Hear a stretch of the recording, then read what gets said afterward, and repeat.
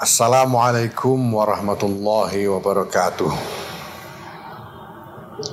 Alhamdulillah wa syukurillah wa salatu wassalamu ala rasulillah Sayyidina Maulana Muhammad ibn Abdullah wa ala alihi wa sahbihi wa mawalah. Amma ba'd, Bapak Ibu, saudara sekalian, jajaran pengurus dan aktivis Nahdlatul Ulama yang saya hormati, saya cintai. Alhamdulillah, saat ini kita siap melakukan kick off dimulainya gerakan literasi digital oleh Nahdlatul Ulama, yang ini merupakan program kerjasama antara pengurus besar Nahdlatul Ulama dengan Kementerian Komunikasi dan Informatika. Ini adalah program yang berskala besar, melibatkan partisipan yang luas, baik di dalam lingkungan Nahdlatul Ulama, dan juga kita buka kepada pihak manapun yang ingin ikut serta di dalam gerakan ini. Ada kegiatan-kegiatan yang sudah disiapkan yang akan melibatkan Lakpesdam PBNU, Lembaga Kajian dan Pengembangan Sumber Daya Manusia, Pengurus Besar Nahdlatul Ulama, LTNU, Lembaga Ta'lim wan Nashr PBNU, LDNU, Lembaga Dakwah PBNU, kemudian Rabithah Ma'ahid Al-Islamiyah PBNU, dan Lembaga Pendidikan Ma'arif PBNU. Ini semua merupakan ikhtiar kita bersama agar suasana di dalam pergaulan digital yang sudah semakin mendominasi ruang hidup kita bersama ini menjadi lebih positif, lebih bisa membawakan kemaslahat dan menghindari berbagai macam potensi negatif atau mafasid yang mungkin timbul di dalam pergaulan digital di tengah masyarakat kita ini.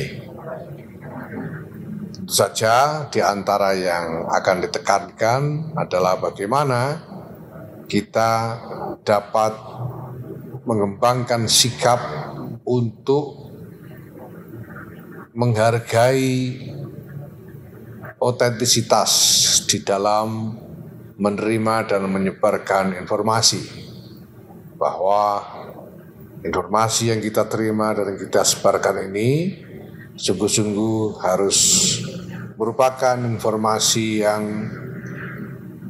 teruji kebenarannya, teruji faktualitasnya, dan teruji kredibilitasnya. Lebih dari itu, Bapak Ibu Saudara sekalian, khusus menyangkut informasi-informasi yang terkait dengan agama, Nahdlatul Ulama memiliki concern yang lebih fundamental, yaitu bahwa di dalam wawasan Nahdlatul Ulama, agama adalah sesuatu yang bukan hanya terkait dengan dimensi kognitif saja, bukan hanya terkait dengan informasi-informasi atau pengetahuan-pengetahuan akliyah saja, tetapi juga menyangkut dimensi ruhaniyah yang lebih dalam. bahwa kita beragama ini, kita menjalankan tuntunan Islam ini bukan hanya berpikir tentang apa yang benar atau akurat secara akal, tapi kita juga sangat mementingkan barokah dari cara kita hidup beragama. Dan barokah itu telah diajarkan oleh guru-guru kita, kiai-kiai kita, masyayikh kita. Dapat kita harapkan yang terdekat adalah dari sanad ilmu yang diemban oleh guru kita, dari gurunya, hingga bersambung kepada baginda Rasulullah Muhammad sallallahu alaihi wasallam. Bahwa bagi kita beragama ini bukan hanya sekedar mengamalkan apa yang kita simpan di dalam pengetahuan akliyah kita saja, tapi juga bagaimana kita menisbatkan diri, menghubungkan diri, berintisab kepada sanad keagamaan yang bersambung kepada sang pembawa syariat itu sendiri, yaitu baginda Rasulullah Muhammad sallallahu alaihi wasallam. Maka salah satu dimensi yang penting untuk dikembangkan di dalam gerakan literasi digital yang kita jalankan ini pesan saya kepada Bapak Ibu dan saudara-saudara sekalian, para penggiat gerakan ini, agar juga ditekankan pentingnya kita menghormati, memegangi intisab kita, hubungan kita dengan guru-guru, ulama-ulama yang sungguh-sungguh mengemban sanad yang bersambung dari generasi ke generasi sampai kepada sumbernya. Ini adalah satu-satunya yang saat ini bisa kita harapkan memelihara barokah dari kehidupan beragama kita, dan insya Allah juga dalam kehidupan kita seluruhnya. Kita telah mendapatkan pendidikan seumur hidup dari para ulama, Nahdlatul Ulama, bahwa barokah hidup kita di dalam beragama dan dalam kehidupan seluruhnya ini bisa kita harapkan dari ittiba kita kepada para ulama, dan bahwa melepaskan ittiba kepada para ulama ini membawa risiko yang sangat mengkhawatirkan, yaitu sekurang-kurangnya dicabutnya barokah dari berbagai daya upaya yang kita lakukan di dalam kehidupan ini. Maka penting bagi kita semua untuk mengembalikan semangat ittiba kepada ulama yang ahli sanad ini sebagai upaya kita untuk mempertahankan barokah yang selama ini telah kita rasakan. Jangan sampai barokah ini hilang hanya karena kita tidak lagi mementingkan semangat ittiba kepada ulama ini.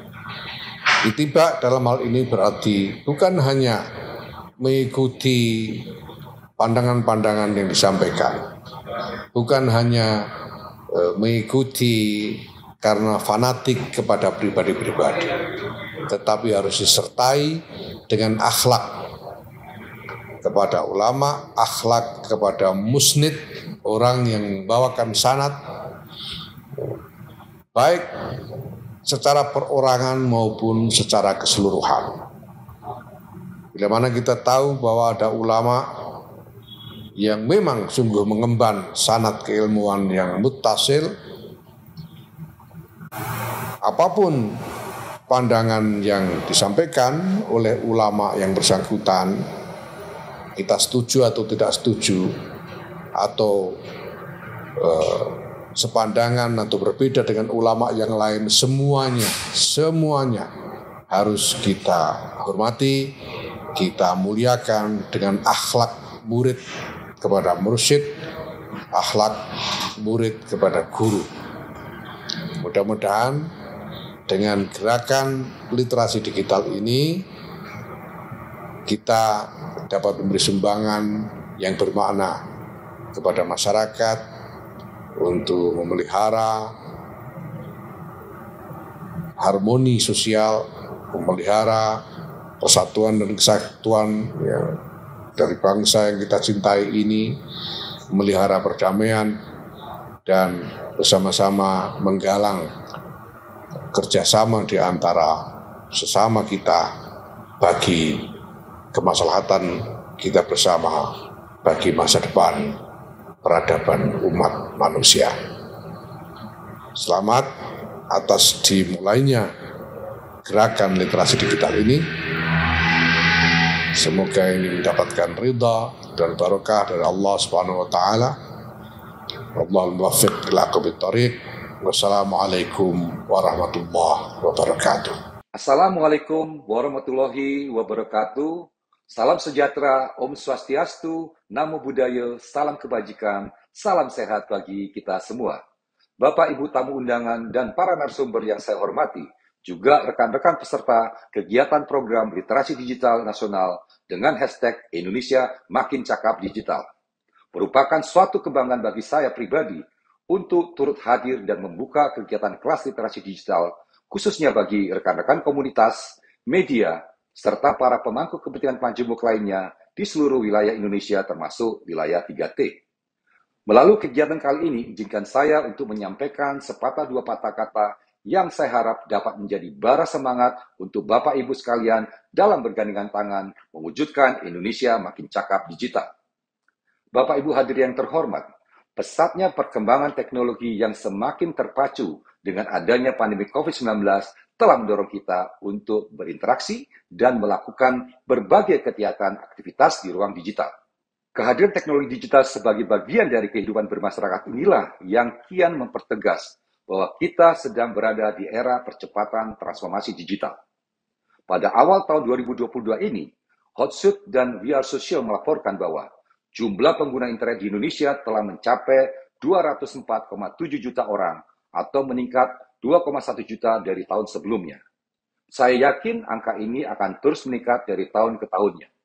Namun, masifnya penggunaan internet di Indonesia harus kita akui membawa serta berbagai risiko, seperti penipuan online, hoax, cyberbullying, dan konten-konten negatif lainnya. Oleh karena itu, peningkatan penggunaan teknologi ini perlu diimbangi dengan kapasitas literasi digital yang mumpuni, agar masyarakat dapat memanfaatkan teknologi digital dengan produktif, bijak, dan tepat guna. Survei nasional literasi digital yang kami lakukan tahun lalu menemukan bahwa saat ini indeks literasi digital masyarakat Indonesia masih berada pada angka 3,49 dari skala 5, yang artinya masih di kategori sedang, belum mencapai kategori baik. Angka ini perlu terus kita tingkatkan dan menjadi tugas kita bersama untuk membekali masyarakat kita dengan kemampuan literasi digital agar selalu siap dalam mengawal percepatan transformasi digital nasional. Bapak Ibu yang saya hormati, Kementerian Kominfo mengembang mandat dari Presiden Joko Widodo sebagai garda terdepan dalam memimpin upaya percepatan transformasi digital bangsa Indonesia. Dalam mencapai visi dan misi tersebut, Kementerian Kominfo memiliki peran sebagai regulator, fasilitator, dan akselerator di bidang digital di Indonesia. Dalam rangka menjalankan salah satu mandat tersebut terkait pengembangan SDM digital, Kementerian Kominfo bersama Gerakan Nasional Literasi Digital Cyberkreasi serta mitra dan jejaringnya hadir untuk memberikan pelatihan literasi digital yang menjadi kemampuan digital tingkat dasar bagi seluruh lapisan masyarakat Indonesia. Berbagai pelatihan literasi digital yang kami berikan berbasis 4 pilar utama, yaitu kecakapan digital, budaya digital, etika digital, dan keamanan digital. Hingga tahun 2021 lalu, program literasi digital ini telah berhasil menjangkau lebih dari 12 juta masyarakat di 514 kabupaten kota pada 34 provinsi di seluruh Indonesia. Bapak, Ibu, dan hadirin yang saya hormati, peningkatan literasi digital masyarakat adalah pekerjaan besar. Oleh karena itu, kami tidak dapat bekerja sendiri. Diperlukan kolaborasi yang baik agar tidak ada masyarakat yang tertinggal dalam proses percepatan transformasi digital ini. Prinsipnya adalah nobody left behind. Untuk itu, apresiasi saya ucapkan kepada semua pihak yang telah bekerja sama dalam menyelenggarakan kelas literasi digital pada hari ini. Saya berharap kegiatan ini dapat mendorong terciptanya talenta-talenta digital baru di Indonesia yang lebih berkualitas dan siap dalam membantu mewujudkan Indonesia Digital Nation. Demikian sambutan yang dapat saya sampaikan. Selamat mengikuti kegiatan, tetap semangat, dan semoga Tuhan Yang Maha Esa menyertai langkah kita bersama dalam memajukan Indonesia. Indonesia terkoneksi, semakin digital, semakin maju. Salam literasi digital.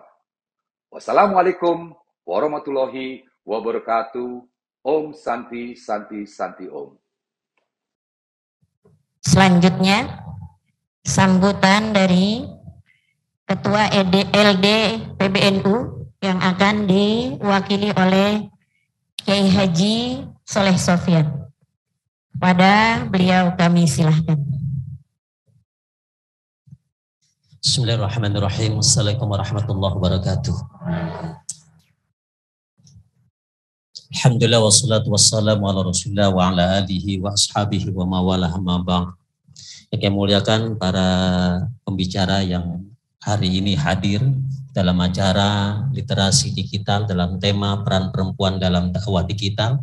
Ada Kiai Haji Ahmad Nurul Huda, beliau adalah pengurus Lembaga Dakwah Nahdlatul Ulama.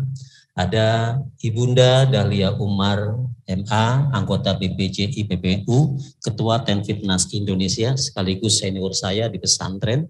Ada Gus kita yang ganteng, Gus Ubaidillah S. Hum. Beliau adalah founder ikro.id, Ibu boleh nanti buka ikro.id, dan beliau adalah salah satu ulama muda dari Bogor.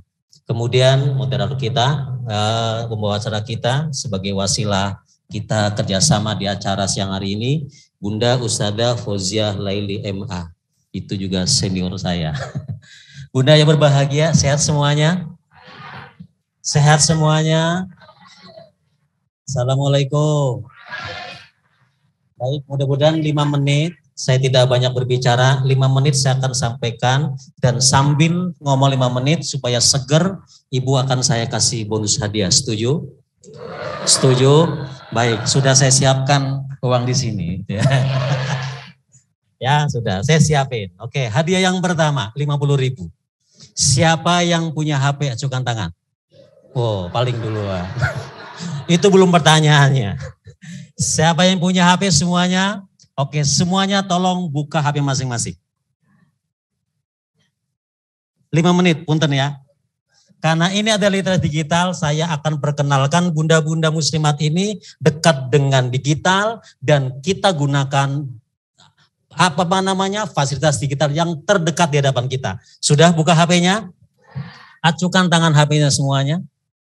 Wow, semua punya. Mahal-mahal semua lagi. Ya, oke, setelah dibuka, siapa yang punya Facebook? Acukan tangan. HP-nya saja diangkat. Saya punya Facebook. Semuanya punya? Luar biasa. Oke, saya naik lagi. Apa? Oke, ntar dulu. Oke, tenang. Siapa yang punya IG? Acukan tangan. Naikin semuanya. Punya IG? Oke, setelah IG, silakan buka IG-nya. Setelah buka IG, tolong cari Gus Yahya Stakuf. Siapakah beliau? Udah cari, udah ketemu? Gus Yahya Stakuf. Bisa dinaikkan, ada? Di sini nggak ada ya? Gus Yahya Stakuf. Atau Kiai Haji Yahya Khalil Stakuf. Sudah? Sudah? Sudah. Yang pertama sini, yang kedua sini maju. Saya kasih hadiah. Hadiah yang pertama 50.000 untuk Anda. 1. Oh, Nah, siap? Ini baru hadiah pertama. Ini masih banyak, tenang aja. 5 menit saya minta. Oke, sudah ketemu semua? Angkat yang sudah ketemu, coba katakan. Angkat sudah ketemu? Oke, yang lain belum? Oke, setelah ketemu silakan jadi followernya. Ketik mengikuti. Udah semua? Sudah semua? Luar biasa. Tepuk tangan untuk Muslimat. Oke, Bapak Ibu yang berbahagia, baik. Setelah Ibu dan Bapak ikuti ini, nanti silakan pantengin live ini ada di TVNU. Ada di mana? TVNU itu ada di YouTube. Ada di YouTube. Oke, saya mulai dengan pertanyaan. Sebelum pertanyaan ada salam dari ketua kita, Kiai Haji Abdullah Samsul Arifin. Beliau ada di Jember dan seminggu sekali beliau bolak-balik Jember, Jakarta karena beliau sebagai ketua LDNU. Pertanyaan saya yang pertama, silakan acukan tangan baru jawab. Oke, siap? Apa kepanjangan dari PBNU? Ibu ini dulu. Yang gampang-gampang aja. Artinya apa, Bu? Iya. Terus? Lu panjang amat hadiahnya, silakan. Yang kedua, pertanyaan kedua adalah siapakah? Ya, menyebutkan 3 saja. Nanti guru kita akan jadi jurinya. Sebutkan 3 tokoh pendiri Nahdlatul Ulama. Nah, kacamata berdiri silakan. Silakan. Mana? Ana dulu. Sana dulu. Nah, ya silakan.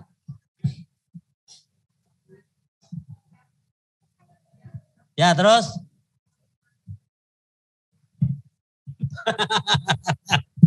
Ayo, siapa? 3 tokoh pendiri Nahdlatul Ulama. Mbah Hasyim Asy'ari. Terus. Kiai Haji Abdul Wahid. Nah. Terus. Ya, hitungan 3. 1, Wahid Hasyim. 2, 3. Kiai Haji Wahid Hasyim. Ya, gimana KNH? Belum tepat. Acara. Ya, nih Ibu tadi yang dikasih mic. Nih. Hah? Belum tepat. Benar tapi belum tepat. Ya, Ibunda silakan. Pendiri Nahdlatul Ulama, Kiai Hasyim Asy'ari, Kiai Wahab Hasbullah, Kiai Bisri Samsuri. Ya, betul Kiai? Iya, betul. Ya, silakan hadiahnya dikasih. Ya, Ibu nanti dipotong-potong Bu sampai ke belakang. Ya, 2 pertanyaan lagi ya. Nanti di ujung akhir saya akan kasih lagi hadiah. Dan itu bukan biru tapi merah. Hah? Merah. Itu tembok saya potong-potong. Ya, 2 lagi pertanyaan. Pertanyaan yang kedua adalah siapakah ketua lembaga dakwah Nahdlatul Ulama sekarang? Ayo siapa? Monggo. Kiai Haji Ahmad. Betul Kiai? Kiai Haji Nurul Huda Hayam. Alhamdulillah naik jabatan. Ya, belum tepat. Tadi kan sudah saya sampaikan salam dari ketua lembaga dakwah Nahdlatul Ulama. Siapa namanya? Siapa yang belum betulin? Ya, Bu Nyai silakan. Kiai Haji Yahya Yakub, betul apa tidak? Betul apa tidak? Ketua lembaga dakwah Nahdlatul Ulama. Ya. Siapa? Kiai Haji. Iya betul, tepuk tangan. Saya yang nyamper, alhamdulillah. Ketua saya udah ada yang kenal. Monggo silakan. Satu lagi pertanyaannya adalah, Ibu tahu PBNU, Ibu tahu ketua LDNU, Ibu tahu channelnya TVNU, Ibu tahu tentang IG-nya NU. Oke? Pertanyaannya adalah, siapakah nama saya? Siapa? Kok kayak Nurul Huda mulu? Emang saya mirip, Ibu? Mirip kagak? Kiai Haji Saleh Sofyan. Siapa yang tahu? Angkat tangan. Hah? Ayo, angkat tangan. Ibu kenal saya? Ayo coba sebutin. Hah? Oh, nama saya Gus Yahya. Ya, siapa yang kenal saya? Halo. Hah? Dibisikin ono itu mah. Ya udah nggak apa-apa. Daripada nggak ada yang kenal, saya kasih hadiah. Baik. Baik, sesi terakhir saya akan kasih lagi. Dan ini masih ada, ini masih ada, ini masih ada. Ini masih ada, ini masih ada. Nah, ini yang sebelakang saya, ini amplop semalam. Tuh, masih ada, tenang. Ya, baik. Nanti tolong jangan kemana-mana, di ujung kita akan kasih bagi hadiah lagi. Mudah-mudahan bermanfaat. Amin ya robbal alamin. Bikin santai, ibu boleh selonjor, ibu boleh, pokoknya santai banget dah. Pintu boleh dibuka, yang penting antengin para kiai-kiai ini dipanggil. Ini jauh-jauh, sayang kalau gak didengarkan ilmunya. Salam digital, salam, semangat selalu. Sekian, assalamualaikum warahmatullahi wabarakatuh.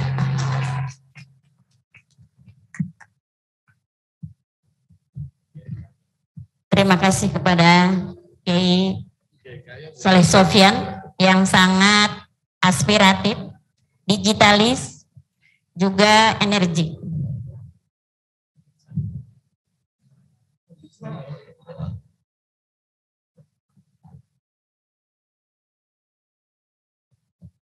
Bunda-bunda yang dirahmati Allah, alhamdulillah dengan selesainya sambutan-sambutan, kita akan menuju pada acara inti, yaitu tentang literasi digital dengan tema peran perempuan dalam dakwah digital.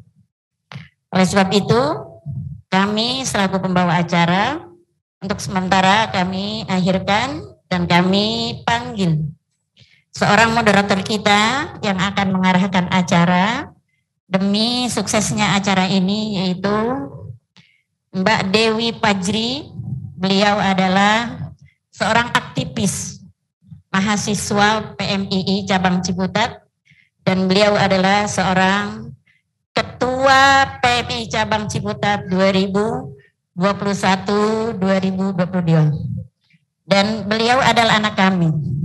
Jadi peran sementara dialihtugaskan dari ibu kepada anaknya.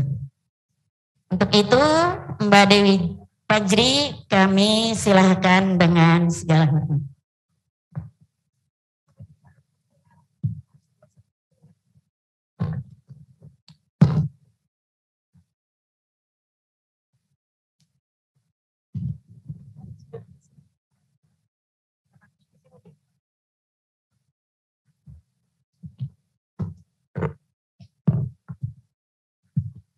Bismillahirrahmanirrahim. Assalamualaikum warahmatullahi wabarakatuh. Sebelumnya saya ucapkan terima kasih untuk ibunda saya, Ibu Haji Dr. Fauziah Laili MA, atas waktu dan kesempatannya pada siang hari ini. Saya diberikan kesempatan untuk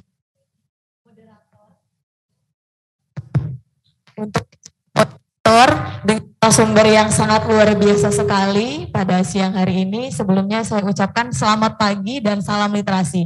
Saya mau dengar semangatnya dulu dong dari ibu-ibu. Tadi kan sudah disampaikan oleh sambutan pada siang hari ini. Kalau misalkan saya bilang salam literasi, salam literasi, salam literasi, salam literasi. Sekali lagi, coba kalau semangat pagi, semangat, semangat, semangat. Semangat pagi, semangat, semangat, semangat. Sekali lagi, semangat pagi, semangat, semangat, semangat. Baik, terima kasih, tepuk tangan dulu untuk ibu-ibu semuanya. Baik, pada acara diskusi siang hari ini yaitu dengan tema literasi digital, peran perempuan dalam dakwah digital. Sebelumnya saya akan perkenalkan 3 narasumber yang sangat luar biasa pada siang hari ini. Pertama ada Kiai Haji Ahmad Nurul Huda selaku pengurus lembaga dakwah pengurus besar Nahdlatul Ulama. Kemudian ada Mbak Dahlia Umar MA selaku Ketua BPJI Pengurus Besar Nahdlatul Ulama dan Ketua Netfit Indonesia. Kemudian ada Bapak Ahmad Ubaidillah Eshum selaku founder Ikro ID. Bisa tepuk tangan dulu. Baik para ibu-ibu, selanjutnya narasumber kita pada pagi hari ini yaitu ada Dr. Haji Ahmad Nurul Huda. Yang pertama, saya akan bacakan CV beliau terlebih dahulu. Beliau adalah seorang dai motivator, entrepreneur, konsultan keluarga, dan parenting. Dan beliau adalah pengasuh Pondok Pesantren Motivasi Indonesia yang beralamatkan di Jalan Istana Yatim, RT 3 RW 1, nomor 99, Desa Burangkeng, Kecamatan 1, Kabupaten Bekasi, Provinsi Jawa Barat. Dan beliau sudah melalui banyak kiprah ya Pak Kiai, salah satunya sebagai Wakil Rai Suriah PCNU Kabupaten Bekasi, Ketua DAI Kamtibnas Kabupaten Bekasi, Ketua Bidang Usaha Forum Pondok Pesantren Kabupaten Bekasi, Wakil Ketua Umum Himpunan Pengusaha Nadiyin, Ekonomi Bisnis Pesantren, anggota Pokja Kemandirian Ekonomi Pesantren Kementerian Agama RI, Ketua Umum PPUHI, founder dan konsultan pada Super Family Consulting, penulis buku Awas Illegal Wedding, PT Hikmah Publishing 2006, Indahnya Perceraian, Base Media 2010, Gusti Allah Mboten Sare, Aji Publishing 2015, Kiai Endas Ngaji Raga, Ngaji Ati, Ngaji Laku, Kuantana Publishing 2018. Kemudian beliau adalah pengurus Komisi Ukhuwah Majelis Ulama Indonesia MUI Pusat. Berikan sekali lagi tepuk tangan untuk Pak Kiai. Terima kasih. Selanjutnya mungkin kita akan segera langsung mendengarkan pemaparan yang sangat luar biasa dari Pak Kiai Nurul Huda mengenai peran perempuan dalam dakwah digital. Kepadanya saya persilahkan.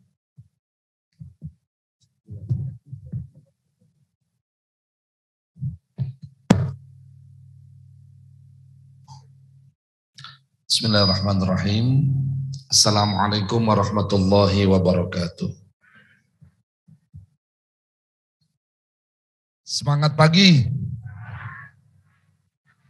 Salam literasi. Alhamdulillahi wa kafa. Wassalatu wassalamu ala sayyidina Muhammadin al-Mustafa wa ala alihi wa sahbihi ahli sidqi wal wafa. Amma ba'd. Mbak Dahlia dan juga Kang Ubed, terima kasih atas kesempatannya saya diberikan yang pertama. Ada Kiai Soleh Sofyan yang tadi menyampaikan sambutannya yang saya percaya ibu-ibu kalau beliau sambutan 3 jam pasti senang semua ya. Karena setelah yang biru ada yang merah. Kemudian seluruh jajaran pimpinan muslimat di Jakarta Timur dan juga para ibu semua. Hari ini mau belajarnya 10% apa 100%? Halo? 10% atau 100%? Ini sudah bisa masuk ke materi belum? Sudah? 100% Yai. Ada sebuah penelitian. Kalau kita cuma mendengar saja, dapatnya cuma 10%. Kalau nanti ngelihat materi, membaca, dapatnya 20%. Tapi kalau ibu semua terlibat, melihat, menulis, mencatat, menjawab, kalau ditanya, diminta angkat tangan tadi sama Kiai Solsof, semua angkat tangan, wah ini terlibat 100%. Kira-kira mau 10% apa 100%? Nenek saya terakhir itu 115 tahun. Waktu saya tanya di usianya yang ke 100, Nek, masih ada nggak teman seangkatan? Udah nggak ada. 100 aja udah nggak ada. Sekarang cari angkatan yang seperti itu udah nggak ketemu. Kemudian tahun 1945 tak sampai tahun 1960 di siapa aja yang lahir tahun 1945 sampai 1960 masuknya baby boomers. Kelompoknya apa namanya? Baby boomers itu mereka yang lahir antara tahun 45 sampai tahun 60. Kenapa baby boomers? Ledakan bayi. Itu sudah masuk perang dunia kedua mulai berakhir, yang di barak-barak sedang bertempur semua pulang, rindu ketemu istrinya, nggak ada kegiatan lain kecuali bikin anak. Maka periode tahun itu ledakan penduduk terjadi. Ledakan penduduk sebentar lagi akan terjadi lagi tahun 2030-an. Ini yang nanti akan disebut bonus ledakan penduduk buat Indonesia. Ibu yang punya anak muda sekarang, kalau nggak berhasil, yang rugi adalah kita. Karena lebih dari 60% manusia produktif akan menguasai negeri ini. Bayangkan kalau anak kita nggak berhasil. Nah, periode ini disebut baby boomers. Yang lahir tahun 61 sampai tahun 80 disebut dengan generasi X atau generasi X ini. Atau generasi apa ini? X ya. Nah, 1961 sampai 1980. Ini banyak nih. Yang lahirannya tahun berapa? 61 sampai 65 sampai 80. Tahun 81 sampai 95 itu yang disebut Y generation, generasi Y atau generasi milenial. Sampai tahun 80. Tahun 81 sampai 95 itu yang disebut dengan Z generation. Gen Z. Generasinya siapa tuh? Generasi yang masih ada sampai saat ini, yang sedang menguasai ruang-ruang anak muda. Bahkan sudah mulai muncul kelahiran 95 sampai ke sini generasi Alpha namanya. Nah, generasinya Alpha ini generasinya JJ. Generasinya JJ sama Bonge. Cintayung menghentak menguasai SCBD. SCBD tinggal lagi kawasan Sudirman yang hebat karena isinya anak-anak Cintayung Depok. Alay pada waktunya, semua juga pernah alay. Siapa yang tahun 80-an akhir masih suka nongkrong di Blok M dulu? Iya, gayanya sama. Anak-anak melawai. Oke, lanjut. Nah, kita akan lihat di dua. Kenapa kita menjadi penting ada di dua peradaban? Peradaban yang sangat tradisional, sangat manpower diuntungkan, ya diberikan peran yang sangat besar, dan sekarang sudah masuk pada dunia digital di mana orang tidak lagi penting. Tenaga manusia sudah digantikan oleh mesin. Mesin bahkan sudah berubah menjadi chip, menjadi sangat kecil. Kita sudah sampai kepada metaverse, dunia yang akan kita sambut sebentar lagi, bahkan sudah dimulai dari sekarang. Kita dengarnya aja masih pusing. Boro-boro ngomongin metaverse, itu password Facebook sama passwordnya Instagram ketukar terus. Dibikin sama, udah diajarin, paham sih saat itu, besok buka lagi, buyang lagi. Ini belum ada, udah ada TikTok, pusing lagi.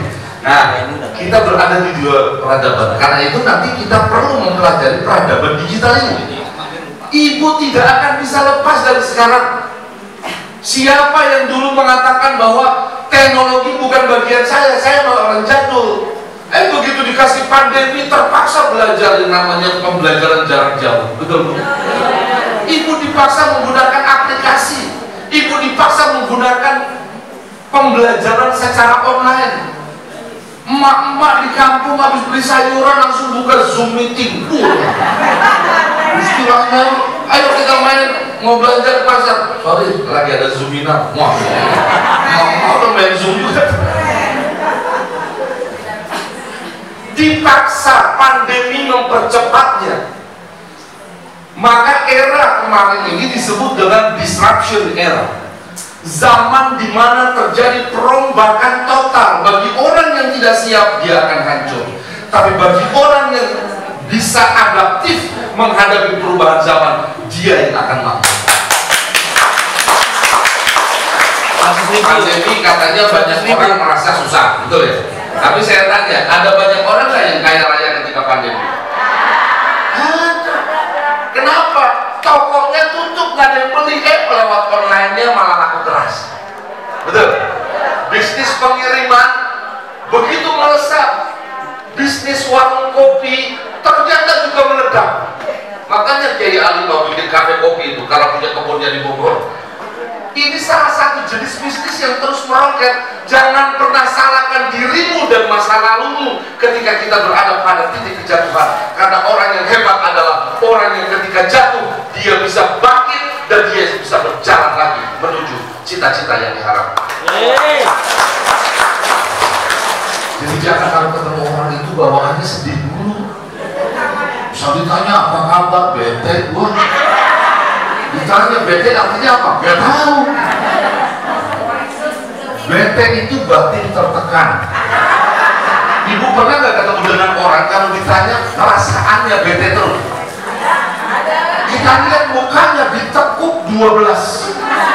Sedih, cemberut, pusing. Lu giliran senang model kayak begini, giliran senang gak ngomong-ngomong sama kita. Ini hati-hati, makhluk model begini bisa menyedot semangat yang kita punya. Ibu lagi semangat ngaji, ketemu dengan makhluk semacam ini, bisa males ikut dia. Namanya MPS, apa namanya? MPS, makhluk penyedot semangat. Hati-hati kalau udah ketemu makhluk kayak begini, apalagi kalau diajak ngaji rada susah, nggak mau lagi ngaji, maunya nongkrong, maunya main, maunya ngobrol, lalu itu dia membawa virus kemalasan. Namanya MPS, makhluk penyedot semangat. Gak usah diomongin macam-macam ya. Kalau nanti dia diajak ngaji nggak mau lagi, cukup diri di belakangnya saja dan bacakan usolli ala hadhil janazah takbiratin Allahu akbar. Loh iya, orang kalau diajak ngaji udah nggak mau, berarti dia udah cinta ilmu. Orang yang sudah memutuskan tidak belajar dalam hidupnya, fakabbir arba'an liwafatihi, takbirkan 4 kali karena sudah dianggap mayit. Insya Allah habis gitu kita digambar sama dia. Ibu, ini bagiannya. Karena menghadapi MPS ini paling bahaya. Pandemi memang susah, tapi orang yang bisa menemukan jalan keluar adalah orang yang sadar bahwa masalah adalah hadiah terbaik yang kemasannya mungkin penderitaan, tapi isinya adalah keberkahan. Itu, maka hati-hati kalau ketemu MPS. MPS ini makhluk penyedot semangat yang punya penyakit 7L. Lemah, lesu, letih, lunglai, loyo, lemes, lebay. Berapa L? Lemah, lesu, letih, lunglai, loyo, lemes, lebay. Itu kalau ditanya soal orang yang punya masalah dia doang. Padahal agama sudah mengajarkan kepada kita, idza shtaddat lakal balwa fafakkir fi alam nashrah fa inna fil usraini wal yusraini idza fakkartahu tafrah. Jika Anda ditimpa masalah yang sangat besar, maka fikirkan, renungkan surah Al-Insyirah, alam nashrah laka sadrak wa wada'na anka wizrak alladhi wa rafa'na. Karena di antara 2 ayat yang diulang-ulang, yaitu fa inna ma'al usri yusra, inna ma'al usri yusra. Kalau Anda renungkan 2 ayat ini, idza fakkartahu tafrah, maka Anda akan berbahagia karena terjumpa dengan jalan keluar.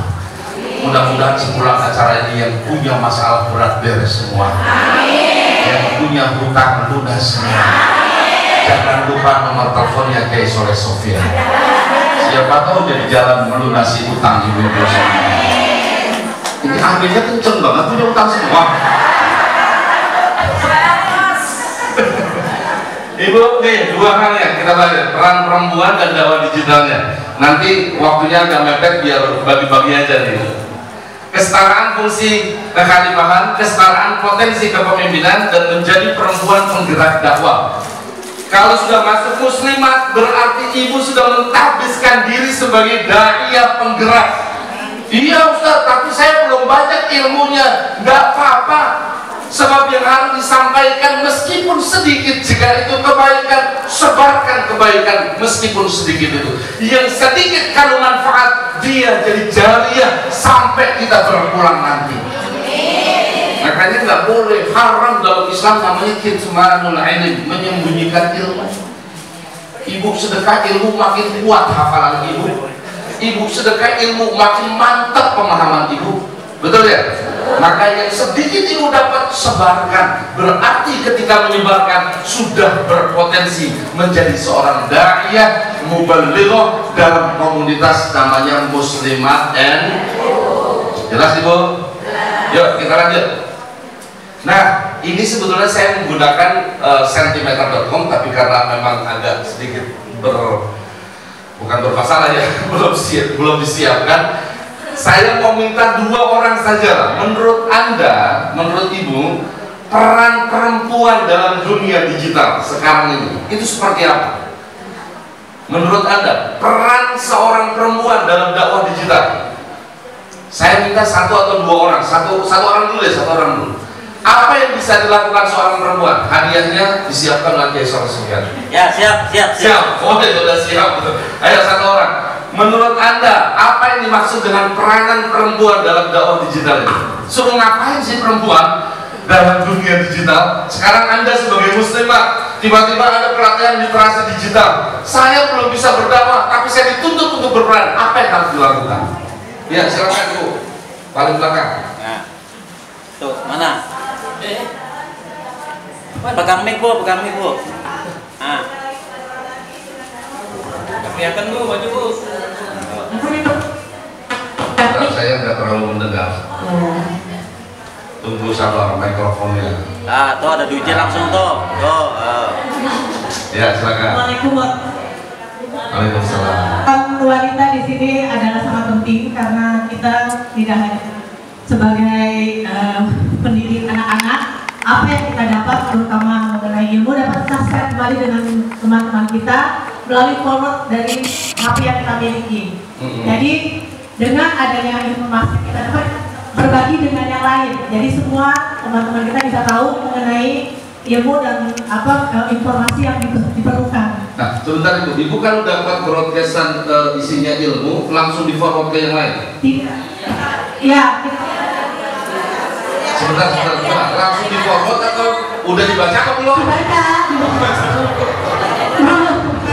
Soalnya banyak orang begitu tanya kan siapa? Aku kok belum baca. Iya. Dibaca terus? Iya. Sumbernya dari mana? Bu, maaf.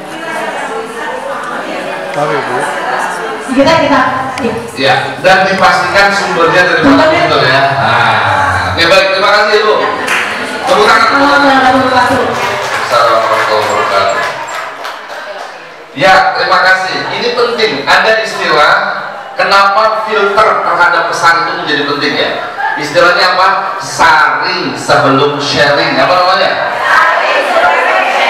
Saring sebelum sharing.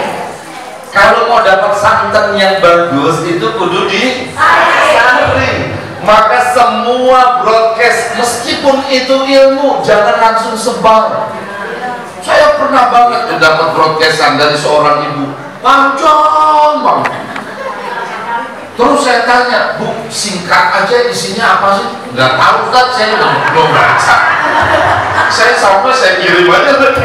Ya Allah, itu kalau isinya dari mana coba? Maka di NU bagian ini sangat dijaga lewat yang namanya sanad keilmuan. Itu kenapa ibu ngaji perlu tahu gurunya siapa. Datengin, ketemuin, talaki langsung supaya barokahnya berjumpa dengan orang soleh dapat, tetapi sekaligus terjaga yang disampaikan dari dia berasal dari gurunya, gurunya berasal dari gurunya sampai ketemu kepada baginda Rasulullah Sallallahu Alaihi namanya sanad gail. Guys, dekatnya next bisa dilanjut? Ya. Nah, ini tadi sudah disebut ya. Kalau Ibu yang paling banyak sekarang di sini langsung aja deh. Facebook apa Instagram yang paling banyak? WA, Facebook, Instagram. Yang WA angkat-angkat. Semua ibunya ya. Oke, Facebook. Facebook lebih sedikit. Instagram lebih sedikit lagi. Siapa yang sudah punya akun TikTok? Cuma 4 orang. Ini tugas kamu ini. Setelah ini harus banyak ini ya. YouTube ada yang punya? Sering lihat ya? Punya akun YouTube-nya? Nggak mau dapat uang dari YouTube, mau? Sudah punya ya? Akunnya punya? Apa isinya? Oh gitu ya. Oke, good. Lanjut. Nah, ini adalah bagian terus. Saya ingin memulai dari sini. Tadi sudah kita sampaikan di bagian akhir ya, yang telah saya sampaikan di bagian awal. Tetapi kita perlu melihat bahwa ternyata perempuan itu harus mengenali dirinya supaya tahu betul bagaimana dia membangun karakternya ke depan. Saya tidak memiliki sumber tentang ini kecuali pengalaman. Lebih kurang 15 tahun saya sebagai PNS dulu. Tahu PNS ya? Sekarang jadi ASN. PNS itu dulu saya 15 tahun. Pegawai negeri susah. Jadi karena gak kaya-kaya sebelumnya saya pindah jadi seorang entrepreneur sampai bangun pesantren, PNS-nya ditinggal. Nah dulu saya berada di tempat yang paling digemari banyak orang, yaitu di KUA. Oh iya, orang kalau datang ke KUA senyum, pulang dari KUA juga senyum. Beda sama orang kerja di pengadilan. Datang ke pengadilan agama udah cemberut, keluarnya juga cemberut. Ya. Lebih kurang 2000 pasang pengantin yang pernah saya nikahkan. Maksudnya saya catat pernikahannya, bukan yang saya nikahin. Yang saya nikahkan lebih kurang 2000 pasang pengantin. Akhirnya berhadapan dengan banyak persoalan-persoalan yang muncul. Dari pengalaman itulah lahir bagian ini. Biar tahu nih bedanya laki-laki perempuan. Yuk kita lihat. Yang satu, pria berburu dan melindungi, wanita mengasuh dan menyatukan. Betul nggak sih begitu? Ibu boleh konfirmasi kalau nggak benar ya. Wanita yang mengasuh dan menyusui anaknya tentu lebih utama daripada wanita yang menitipkan anaknya kepada babysitternya. Karena boleh jadi mereka nggak ngerti ilmu tarbiyatul aulad, soal pengasuhan anak. Betul tidak? Maka itu kenapa kemudian banyak pria yang di luar rumah untuk bekerja, meskipun dalam agama boleh seorang perempuan juga bekerja di luar rumah. Yang kedua, pria itu objektif, wanita itu intuitif, menganalisa lewat nada, suara, dan tatapan mata. Hati-hati dengan perempuan, lebih tajam penglihatannya, intuisinya lebih jalan. Gelas pecah aja pikiran udah kemana-mana. Begitu kesenggol, laki gue lagi sama siapa itu? Makanya kalau laki-laki biasanya bohong cuma bisa lewat WA atau telepon. Kalau perempuan bisa langsung di depannya. Kenapa? Karena dia punya mesin pendeteksi kebohongan. Namanya lie detector. Oke lanjut.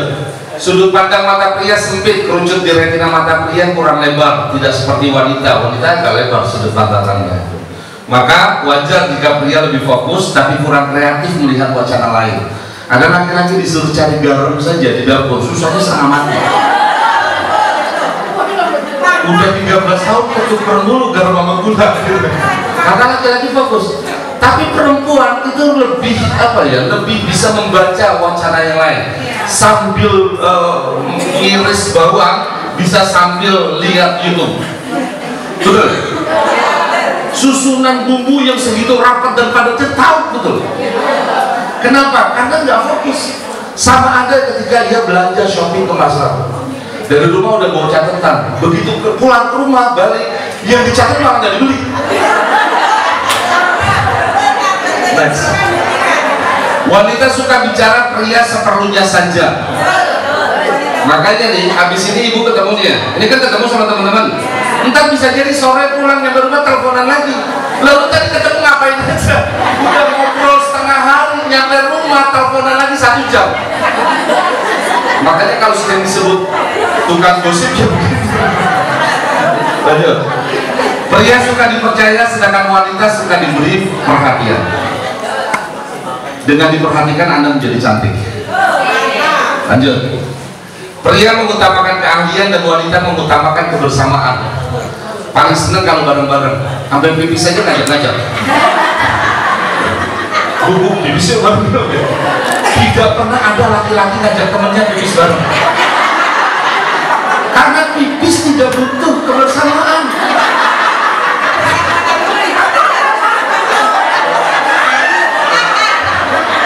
Siapa yang kalau pipis ngajak bareng-bareng ya? Ibu kalau nanti ada di Mina, itu kan toiletnya antri ya, panjang banget antriannya. Cuma orang Indonesia begitu buka kamar mandi isinya pakai orang keluar. Alhamdulillah, bisa perempuan bibis bareng itu. Tapi memang itu detailnya mereka suka kebersamaan. Kalau laki-laki mengutamakan keahlian, karena pipis cukup dengan keahlian sederhana saja, yang tidak perlu ngajak teman-temannya. Lanjut. Pria yang humoris adalah yang pandai melontarkan humor. Wanita yang humoris adalah wanita yang tertawa ketika prianya melontarkan humor. Luar biasa. Jadi ntar pulang sampai rumah kalau suaminya bercanda jangan bilang garing amat Pak. Dia kecewa, dia akan mencari wanita lain yang gampang tertawa oleh candaan. Oke, lanjut. Nah, insight-nya tadi sudah saya sebutkan yang pertama. Saya cuma ingin berkata, ini gimmick sedikit ya, bahwa kita memiliki peran kekhalifahan yang sama. Ada satu bagian yang tadi saya belum sampaikan, yaitu dari surah Al-Imran ayat 139. Kenapa kalau Anda memutuskan masuk muslimat, Anda menjadi da'iyah, Anda menjadi muballighah, Anda menjadi ustadzah, Anda menjadi penggerak dakwah, maka yang harus diingat pertama adalah apa? Tampilkan diri dengan penuh ketangguhan supaya orang yang melihat kita mendapat inspirasi kehidupan. Bukan kemudian menampilkan keburukan sikap. Allah sudah pesankan wala tahinu wala tahzanu wa antumul a'launa in kuntum mu'minin. Jangan kamu putus asa, jangan kamu merasa lemah, jangan kamu merasa sedih. Anda itu ada pada derajat yang tinggi. Wa antumul a'laun. Kalau ibu masuk muslimat, ibu sudah berada pada posisi tinggi, sudah di top level yang sudah ditinggikan oleh Tuhan. Jangan direndahkan lagi. Maka saya sering bilang, jangan diskon diri Anda. Gitu. Kesempatan yang hebat karena Allah sudah menyebut kita berada pada top level. Tapi syaratnya kalau percaya, kalau Anda mukmin. Sayangnya banyak di antara kita nggak percaya bahwa Tuhan sudah berikan yang hebat dalam jiwa kita. Hebat apa? Hebat untuk sabar dalam menghadapi setiap persoalan kehidupan. Ini udah konten. Coba kalau bagian tadi dipotong dari status Facebook, gak usah bayar royalti ke saya ya. Jadi tiap hari ibu punya PR, one day one status. Siap? Siap? Nah, hari ini nanti dilihat sama ibu ketua muslimatnya. Laporan langsung ke Kiai Soleh Sofyan. LDPBNU mau laporan, muslimat PC Jakarta Timur tiap hari bikin status dakwah. Setuju nggak? Terakhir. Terakhir. Terakhir. Nah, ini sebetulnya masih ada kajian tentang digital ya, tapi nanti biar disampaikan Kang Ubed saja. Saya ingin bicara di bagian akhir ini perempuan di tepian waktu. Ibu, perempuan sama laki-laki waktunya sama nggak? Satu hari berapa jam? Perempuan hebat dengan perempuan lemah, satu hari berapa jam? Perempuan karir dengan perempuan yang tidak punya prestasi sama sekali, satu hari berapa jam? Perempuan kaya dengan perempuan miskin, satu hari berapa jam? Sama, semuanya 24 jam. Tapi kenapa berbeda ujungnya? Kenapa berbeda hasil? Jangan pernah bicara nasib dan takdir. Lahir dalam keadaan miskin itu adalah takdir, tapi mati menjadi kaya adalah pilihan. Buat status besok.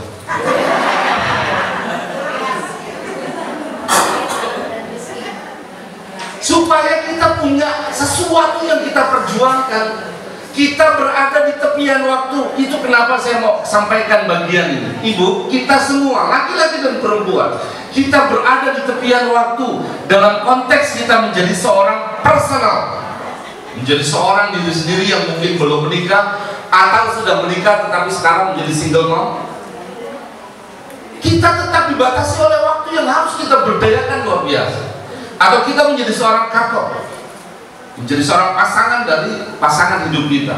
kita menjadi seorang ibu, kita menjadi seorang anak, kita menjadi seorang pribadi yang harus punya eksistensi dan sekaligus achievement di dalam kehidupan. Saya ingin katakan bahwa Anda harus bisa membagi ini.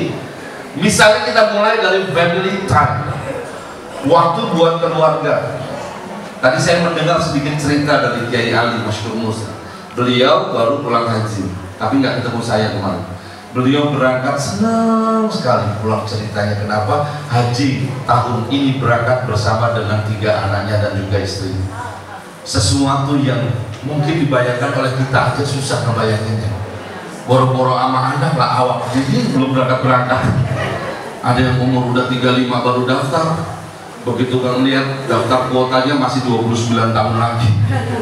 Umur berapa mau berangkat, betul Bu? Beliau berangkat bersama dengan istri dan anak-anaknya. Keindahan yang luar biasa. Beliau sempat bilang, tadi Pak Dewi sedikit komentar ya, quality time ya. Quality time bersama dengan keluarga di tanah suci lah, Masya Allah. Kita butuh itu, maka family time menjadi bagian yang harus kita prioritaskan. Nah, soal priority nanti soal bagaimana kita melihat keterdesakan. Nah, ini ada kajiannya. Seorang ibu, dia tidak bisa hidup sendiri karena dia punya catatan penting dalam hidupnya sebagai ibu rumah tangga. Karena itu butuh wisdom, butuh kebijakan, butuh kearifan. Kearifan seorang ibu adalah harta yang luar biasa dalam kehidupan. Maka saya sering katakan, bukan sekedar sebagai sebuah entitas seorang ibu itu, tapi nilai kearifannya adalah inspirasi buat semua orang. Kemudian yang kedua, ada yang disebut dengan learning time. Learning time ini waktu belajar. Anda harus putuskan itu. Kalau tidak, nanti ditakdirkan 4 kali di belakang kita. Man fatahu ta'allum fi hayatihi fakabbir arba'an liwafatihi. Pokoknya kalau berhenti belajar kita seperti mayit. Nah, ini ada bagian di mana kita harus menyediakan yang namanya me time. Waktu kita sendiri, meskipun kadang-kadang banyak yang menerjemahkan secara keliru. Ini kan me time, perginya shopping, ya, healingnya nyari kesenangan, katanya buat menghibur dirinya, tetapi dia malah terjerembab di dalam persoalan-persoalan baru. Itu kenapa perlu ada achievement di sini, ada pencapaian-pencapaian yang harus dibangun. Kemudian social time. Ibu punya keluarga, ibu punya anak, ibu punya kesibukan, tapi juga ibu harus bersosialisasi. Ibu berada di organisasi muslimat, itu artinya ibu harus punya social time. Ibu dalam kapasitas sebagai anak, karena kita adalah anak dan ibu kita. Ini kan alumni bayi semua ini ya. Ya, kalau sekarang kita alumni bayi. Udah gede, tapi kan pernah jadi bayi. Ya, kalau alumni bayi sekarang udah gede. Kalau alumni hati, mantan. Mantan itu alumni pernah bersemayam di hati, tapi tidak jadi. Ketemunya udah setelah 30 tahun. Ya Allah, sedih.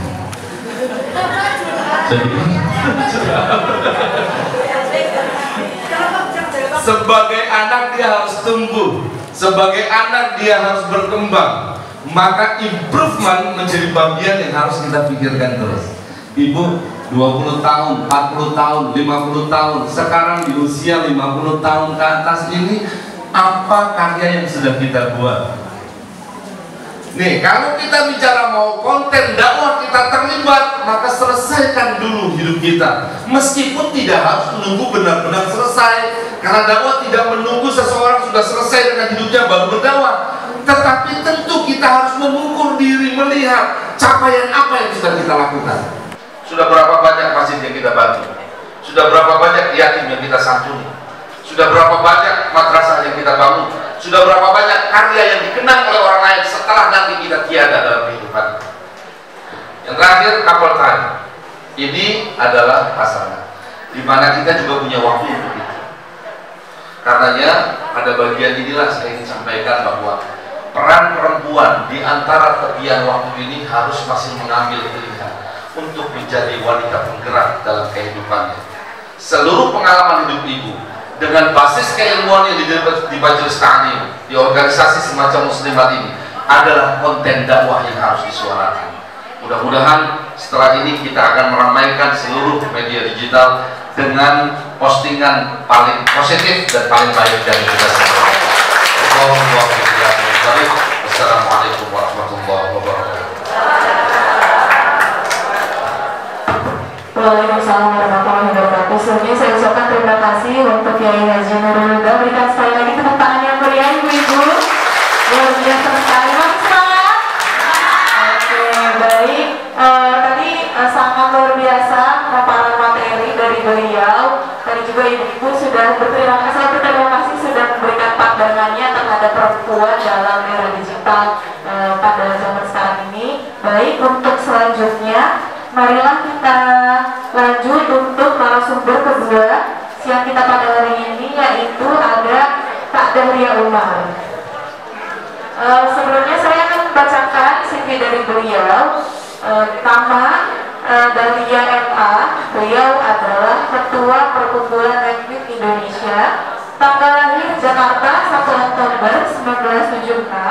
Alamat Jalan Karet Pasar Baru, nomor 4 RT 9 RW 3 Karet, Tanah Abang, Jakarta, kode pos 10-220. Kemudian pendidikan terakhir beliau serata 2 magister bidang hubungan internasi The University of Nottingham, Inggris Raya.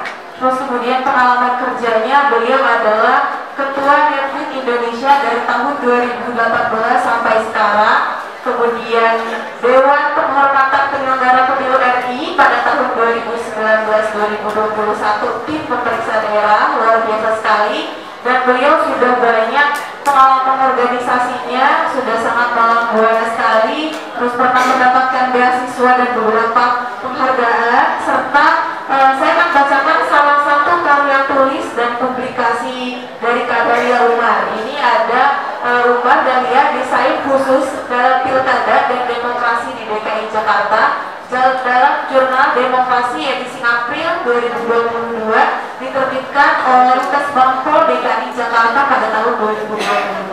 Pengalaman dalam kepemiluan demokrasi luar biasa sekali. Sudah pernah menjadi penyelenggara pemilu, pemantau pemilu, pendidikan dan pelatihan dalam demokrasi, hak asasi manusia dan pemilu, serta narasumber dalam seminar dan diskusi publik. Kemudian fasilitator dalam orientasi tugas KPU dan Bawaslu dan Bryce Project. Kemudian dan lain-lain. Baik, langsung saja kita bisa langsung dengarkan paparan materi dari Kak Dahlia Umar. Kepadanya saya persilakan.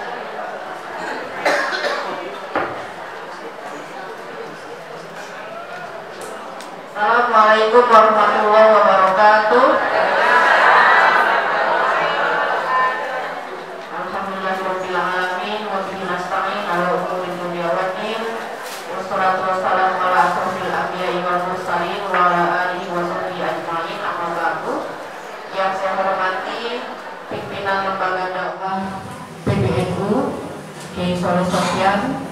Yang saya hormati para narasumber di sini juga dari LDNU, Kiai Nurul Huda, dan dari Iqra ID Kiai Ubaidillah.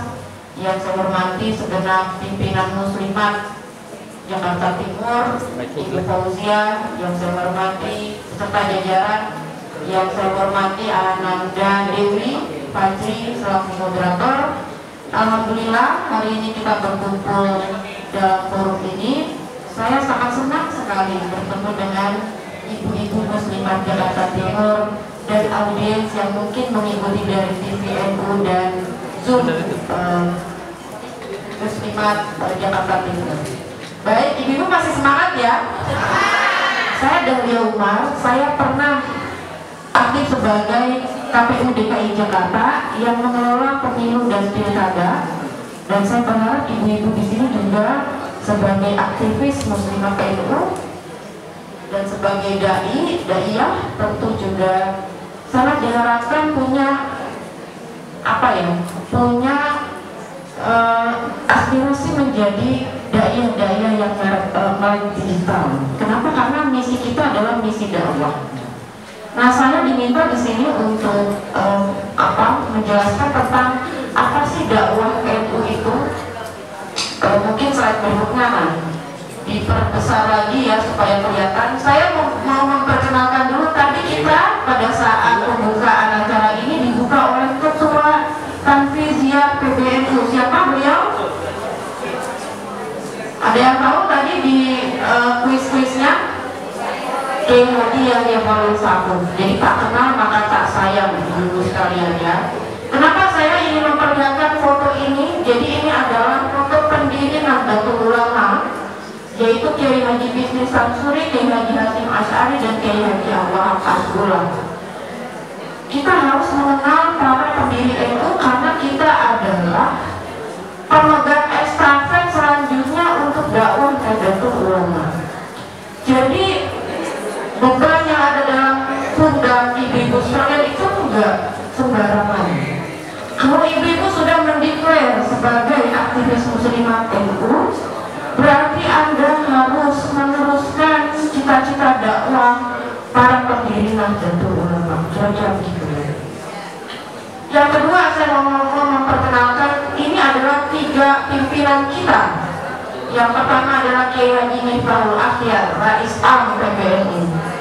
Kemudian Kiai Haji Yahya Khalil Stakuf yang tadi membuka acara sebagai Rais Tanfiziyah PBNU, dan Kiai Haji Ahmad Said Asrori sebagai Khatib Am PBNU. Ini adalah pimpinan PBNU yang menjadi penggerak motivator, yang menjadi rujukan utama dalam dakwah ibu-ibu sekalian. Nah, saya ingin menjelaskan tentang ibu-ibu sekalian. Apa sih misi dakwah NU itu? Jadi saya ingin menarik pada sejarah bagaimana dakwah Nahdlatul Ulama itu digerakkan sebagai misi didirikannya Nahdlatul Ulama. NU didirikan pada 1926. Kalau merunut pada tahun Hijriah, maka NU tahun ini berusia 100 tahun. Anda bayangkan ibu-ibu sekalian, kita mengalami 100 tahunnya Nahdlatul Ulama.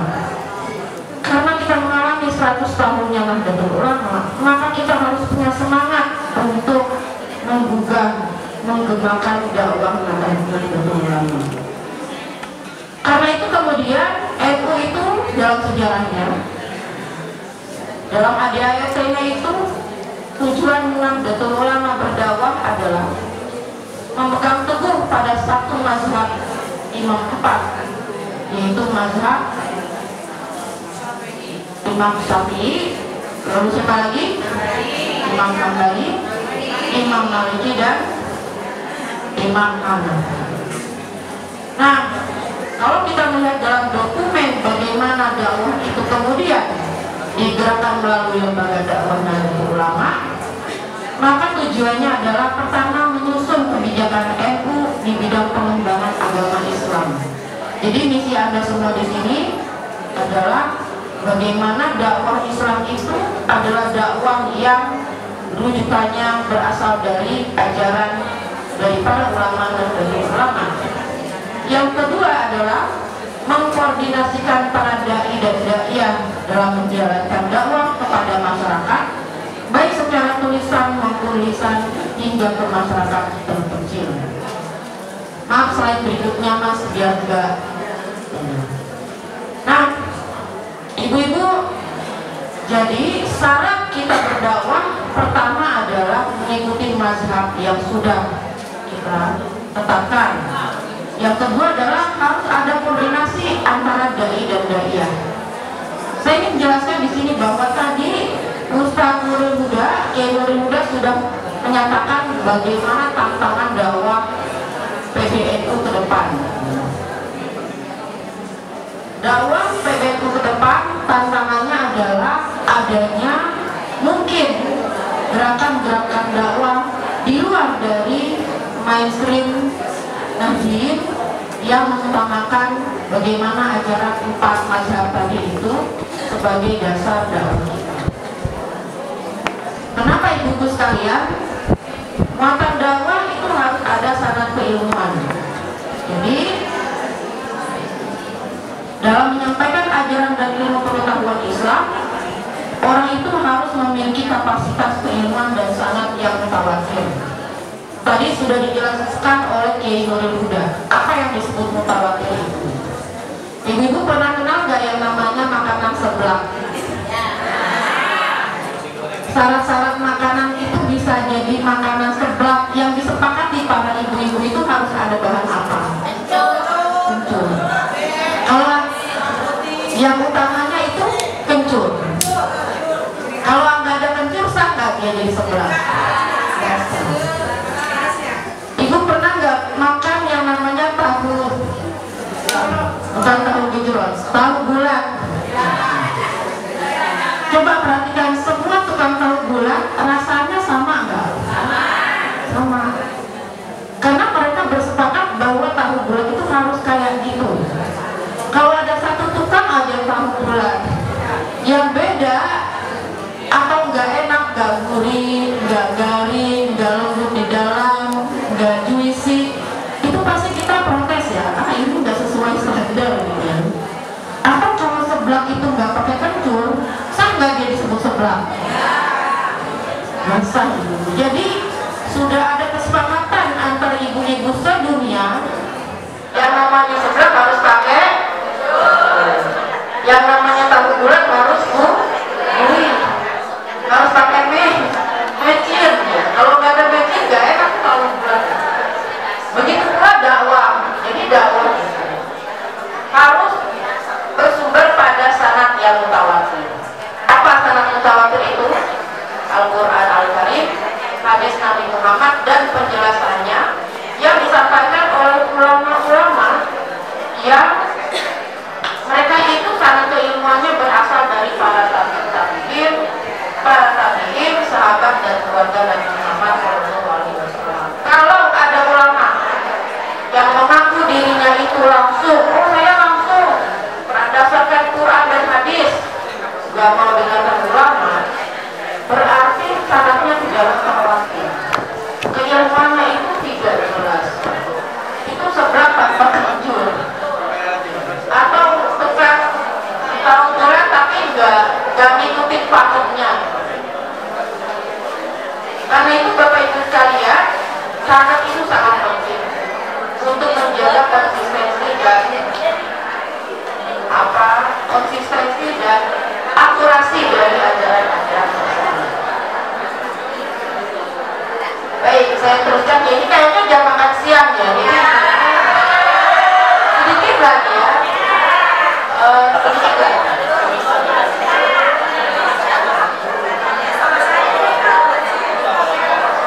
Saya teruskan, ibu-ibu dan para jamaah yang mengikuti melalui media online.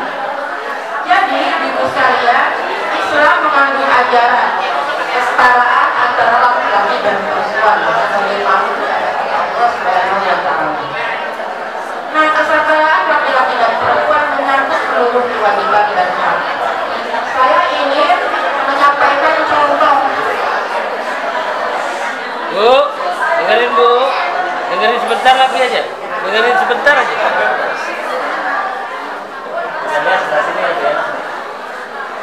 Baik, yang ini Mbak Dalia. 5 menit lagi. Sedikit lagi. Saya ingin menyampaikan seluruh ayat-ayat Al-Quran, baik untuk laki-laki dan perempuan, itu seluruhnya menggunakan kalimat jamak muzakkar. Tetapi perintah itu berlaku bagi laki-laki dan perempuan.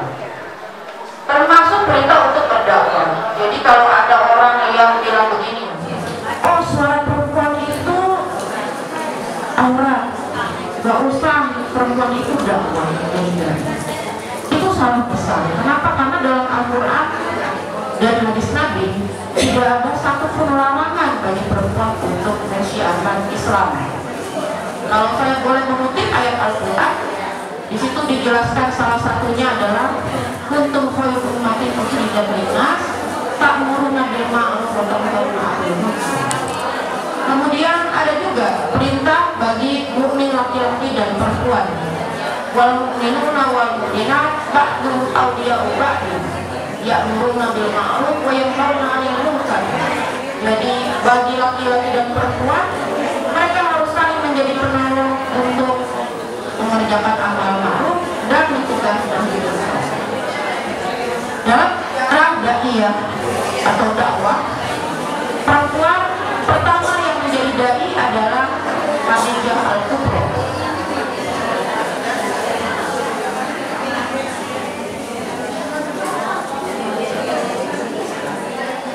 Yang merupakan istri Nabi yang masuk Islam di awal kematian.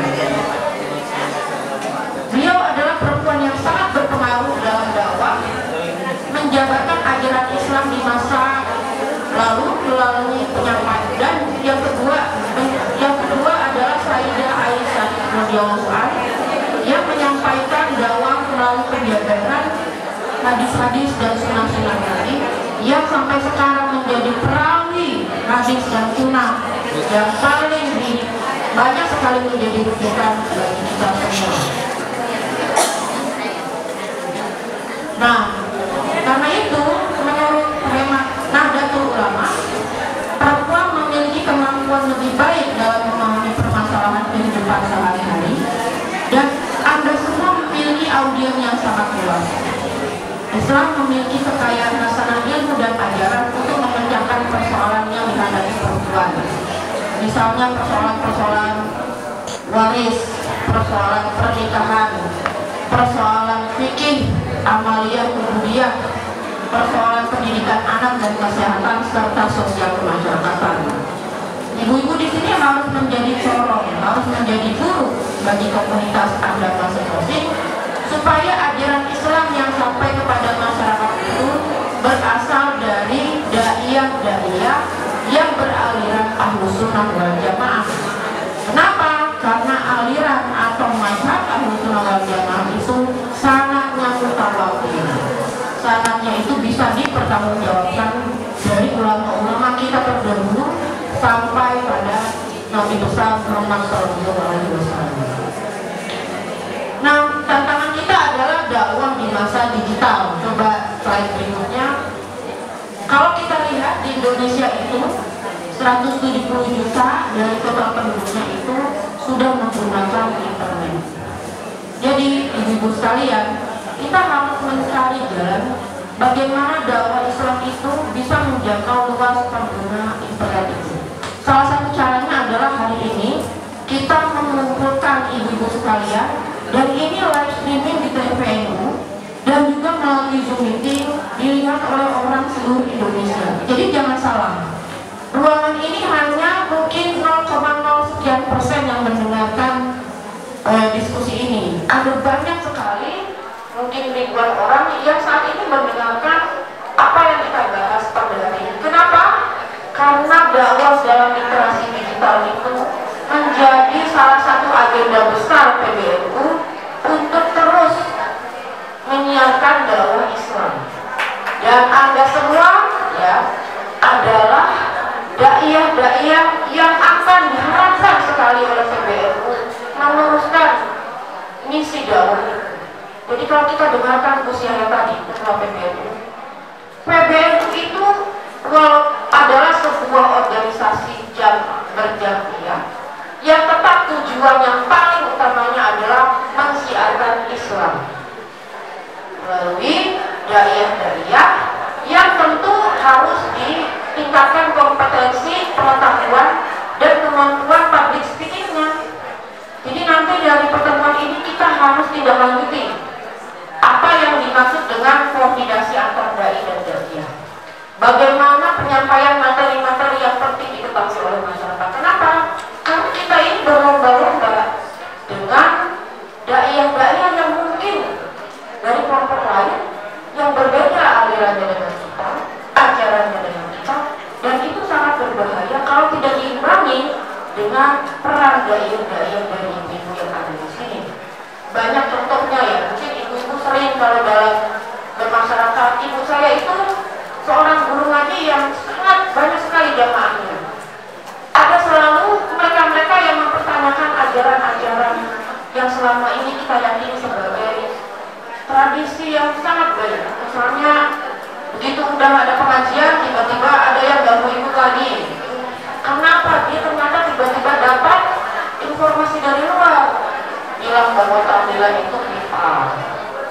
saya nggak ikut lagi tahlilan. Soalnya kata Ustaz Anu itu bisa, maulid itu bisa.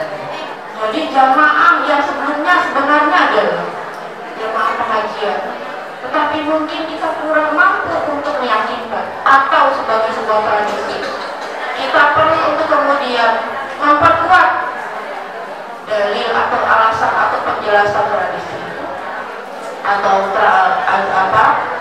amaliyah itu, kemudian akhirnya bersinggungan dengan mereka yang berbeda paham, dan itu kemudian menjadi tantangan bagi kita.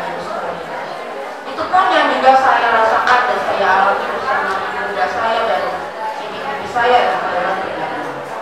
Karena itu kalau saya ingin mengajak di sini bahwa ibu sekalian, Anda semua punya misi mendidik anak, mendidik keluarga, tapi jangan lupa karena Anda semua ini sudah pakai seragam hijau-hijau kembang-kembang merah itu, yang itu adalah identitas muslimat NU, berarti kita semua ini sudah harus menjalankan tanggung jawab dakwah tersebut. Jadi jangan disepelekan ketika sudah menjadi bagian dari NU, kita hanya menjadi jamaah terus, nggak bisa. Anda harus jadi ustazah yang mensiarkan Islam. Semoga dengan keberadaan kita dalam PBNU, dalam Nahdlatul Ulama, menjadi berkah bagi kita semua, sehingga pada hari kiamat nanti kita menjadi bagian dari umat Nabi Muhammad SAW yang ikut menyiarkan Islam dan membawa Islam pada kejayaan. Sekira itu ibu-ibu sekalian, kurang lebihnya mohon maaf. Terima kasih dalam forum ini saya sampaikan atas kesempatan ini.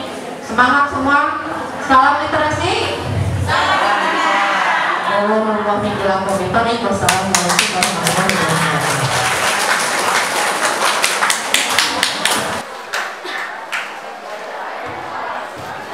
Waalaikumsalam warahmatullahi wabarakatuh. Terima kasih untuk Kader Umar selaku anggota Badan Pengembangan Jaringan Internasional PBNU dan Ketua NU Indonesia. Sebelumnya saya mau mengucapkan terima kasih juga dan berikan tepuk tangan sekali lagi untuk Kader Umar.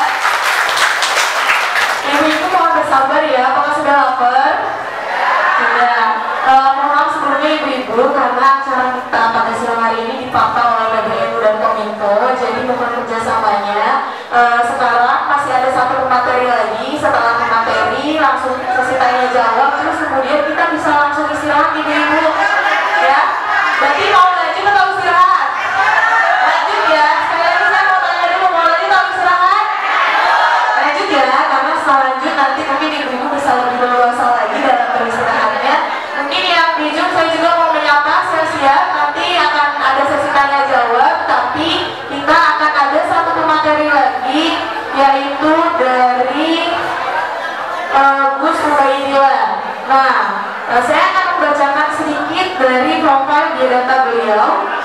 Gus Ubaidillah ini adalah founder Pusat Studi Pesantren dan Iqra ini. Kemudian beliau adalah pengurus Pusat Ansor di era kepengurusan Kiai Haji Nusron Wahid dan Sekretaris Umum Yayasan Pesantren Al-Falaq Pegantengan Bogor. Kepadanya saya persilakan. Nah, ibu-ibu mungkin sekalian bisa minum atau makan snacknya. Mas semangat ya ibu-ibu.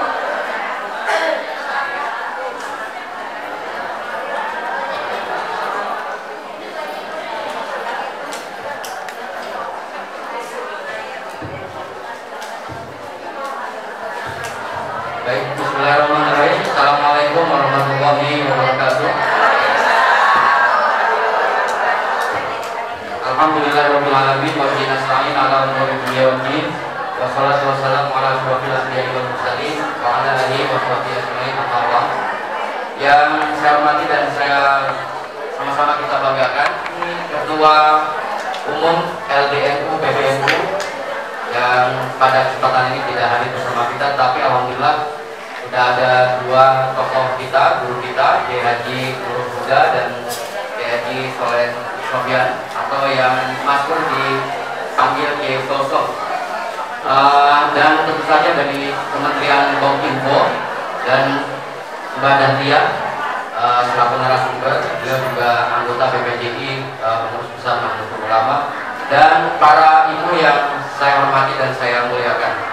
Baik, saya tidak ingin berpanjang lebar, saya ingin masuk ke materi, tapi sebelum itu saya mohon dengan segala hormat kepada ibu-ibu, karena ini materi memang tadi disampaikan oleh Kiai Nurul Huda dan Mbak Dahlia, bahwa kegiatan ini adalah kegiatan yang memang dirancang sejak lama dan tentu saja ada manfaat yang pasti akan tumbuh kembang, digagas oleh pengurus besar Nahdlatul Ulama, dan manfaatnya saya kira bukan untuk kita sebagai warga Nahdliyin atau Nahdliyah, tetapi juga untuk masyarakat Indonesia secara umum.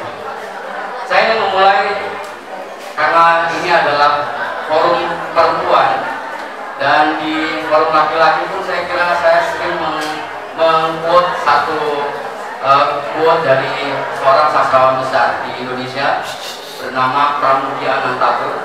Ibu-ibu yang saya hormati, jangan sebut aku perempuan sejati kalau hidupku masih berkalang lelaki, meskipun aku tetap butuh lelaki yang aku cintai.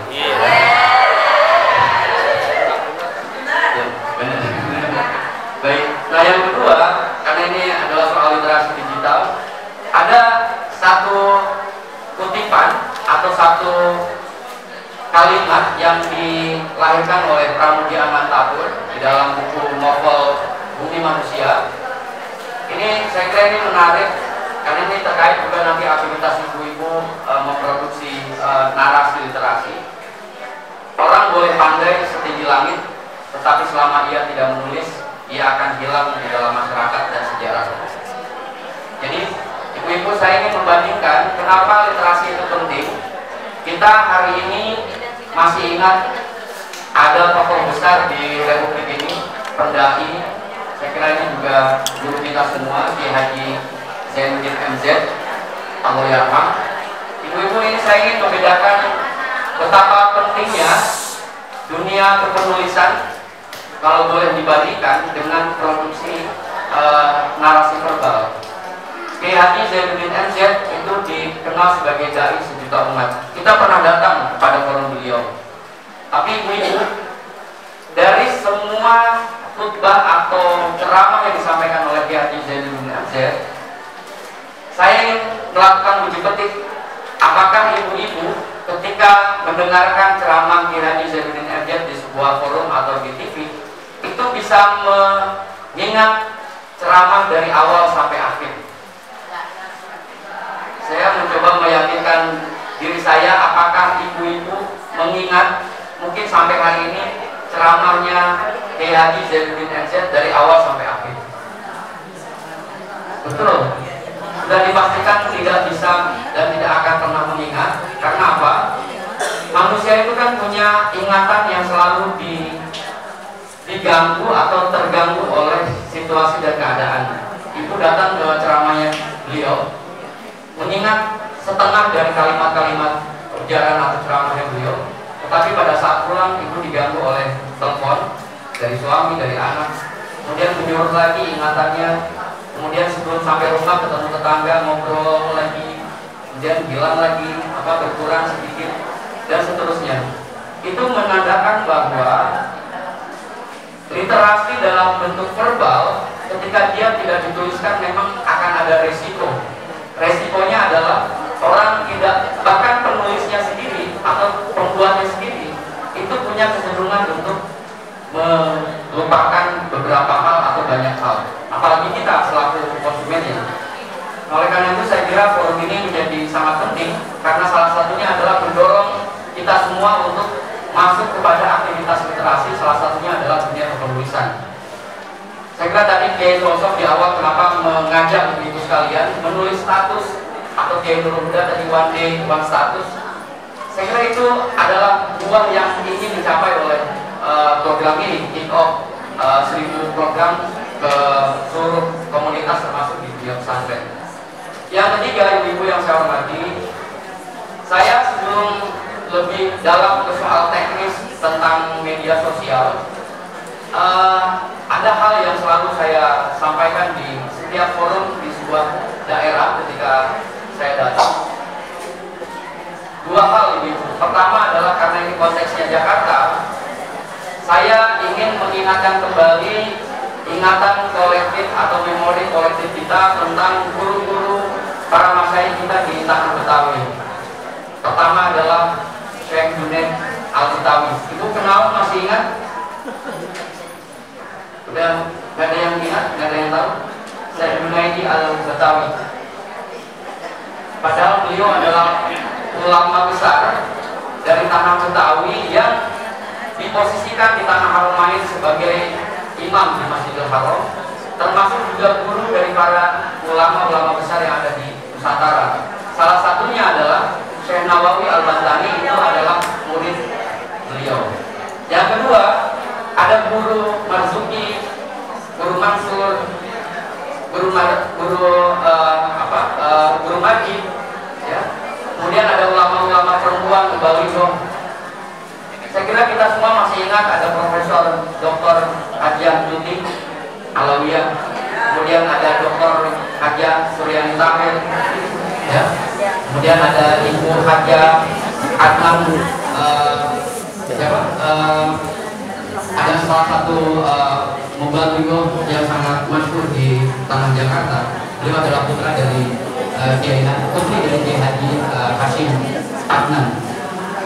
Nah, dari beberapa ulama itu saya kira kita sudah punya catatan sejarah bahwa beliau-beliau ini adalah guru kita semua, dan kita punya tanggung jawab untuk tidak hanya melanjutkan daun-daunnya, tidak hanya meneruskan akar keilmuannya, tetapi juga hari ini kita ditantang karena media sosial adalah ladang dakwah kita, maka kita harus ditantang dan akan selalu ditantang untuk masuk ke dunia digital. Salah satunya adalah mengaktifkan seluruh platform media sosial untuk kita isi dengan narasi-narasi dakwah yang diproduksi oleh Alhamdulillah. Nah ibu-ibu, ini kenapa saya masuk ke dunia pesantren? Karena bicara muslimat NU itu tidak bisa dipisahkan dari akar sejarah terhadap dunia atau entitas pesantren. Nah, beberapa gagasan yang pernah didorong oleh teman-teman Nahdien maupun kaum santri di tahun 2015 itu muncul gerakan Suara Pesantren.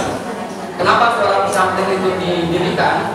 Salah satunya dilandasi oleh satu keyakinan bahwa pesantren itu adalah lembaga pendidikan Islam tertua di Indonesia yang punya otoritas untuk menjelaskan atau mentransmisi keilmuan dan pengetahuan Islam kepada masyarakat.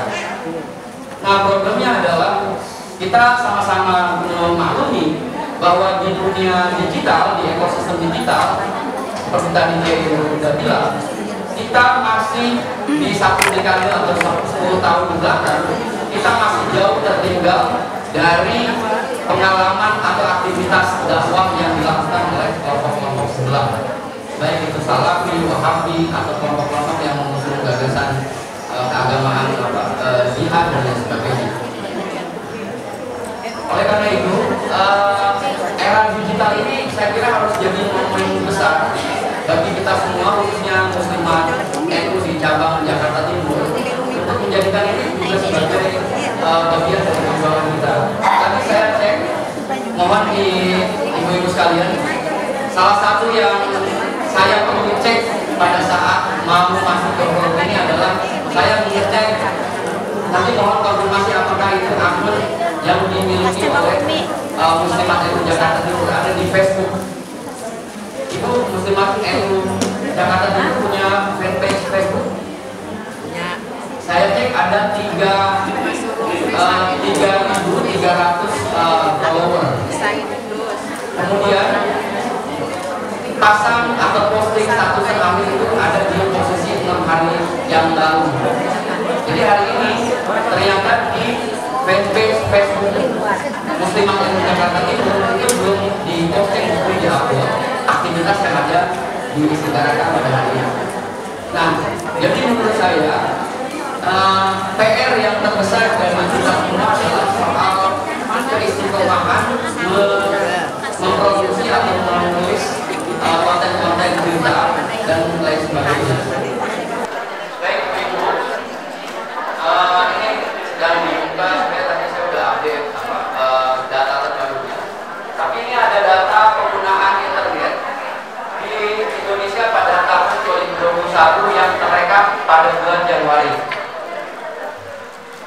ini total number atau internet user, pengguna internet di Indonesia itu ada 202,6 juta dari populasi atau penduduk Indonesia sebesar 270 juta sekian. Jadi bisa dibayangkan oleh ibu-ibu, pengguna internet di Indonesia ini sangat besar sekali angkanya,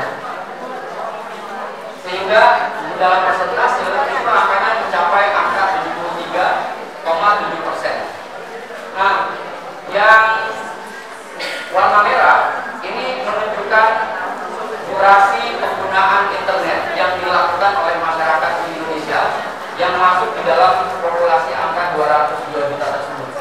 Jadi sehari rata-rata masyarakat pengguna internet di Indonesia menghabiskan waktu 8 jam 52 menit. Bisa ibu bayangkan 24 jam sehari, 8 jam 52 menit itu digunakan untuk melakukan aktivitas di smartphone, entah itu media sosial, entah itu melakukan komunikasi secara telepon dan lain sebagainya. Artinya apa? Artinya kebutuhan digital ini memang sudah menjadi kebutuhan real kita tiap saat.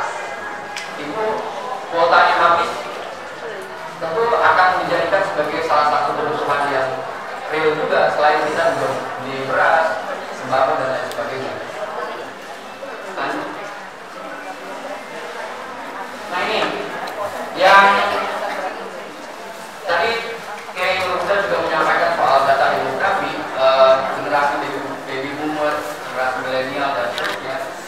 Ini ada satu analisis di dalam salah satu website untuk mengukur siapa saja kelompok usia yang lebih banyak mengakses internet. Nah, jika dilihat dari matriks ini, dari grafik ini, maka kita akan bisa melihat secara nyata bahwa di usia range 18 sampai 34 tahun itu penggunanya rata-rata pengguna internet adalah di kategori atau kelompok usia tersebut. Ya. Dan di usia 45 sampai 54 tahun, kemudian sampai 65 generasi baby boomers, ternyata angkanya sedikit sekali. Tapi saya mencoba mendorong para ibu semua yang hadir pada forum ini, meskipun rata-rata masuk di generasi baby boomers dan pasca baby boomers, saya kira tidak ada salahnya ibu-ibu tetap menjadi pengguna internet yang mungkin bisa jadi jauh lebih aktif dari generasi milenial. Salah satu contohnya, saya ingin bilang bahwa ibu kita sama-sama mengenal meskipun tidak secara dekat Kiai Haji Mustafa Bisri. Masih ingat ya Kiai Mustafa Bisri ulama besar kita di Nahdlatul Ulama khususnya. Beliau itu adalah generasi baby boomers, tetapi sangat aktif sekali bersentuhan kemudian memproduksi konten di media sosial melalui smartphone-nya. Salah satunya adalah di Twitter dan di Facebook. Jadi saya kira umur seharusnya tidak menjadi hambatan psikologis apapun bagi siapapun, termasuk juga generasi baby boomers, untuk tetap aktif di dalam gerakan literasi.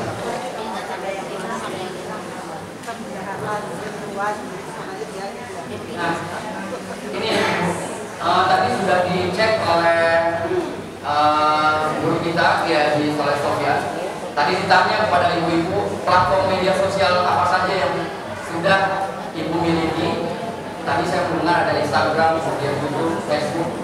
Tetapi Twitter, di sini ada yang pakai Twitter, yang punya akun, jumlahnya ternyata tapi nggak besar. Ada yang sudah menggunakan TikTok untuk kepentingan dakwah muslimat yang menjamtin? Belum. Mudah-mudahan ini nanti jadi ide baru oleh Muslimat NU Jakarta Timur dengan membentuk atau menyusun admin khusus. Karena saya kira ibu-ibu untuk sebuah organisasi, kalau produksi konten itu harus terjaga dengan baik, kontinuitas, kemudian keistiqomahan menjaga akun, itu memang harus ada 1 sampai 3 orang yang ditugaskan secara khusus.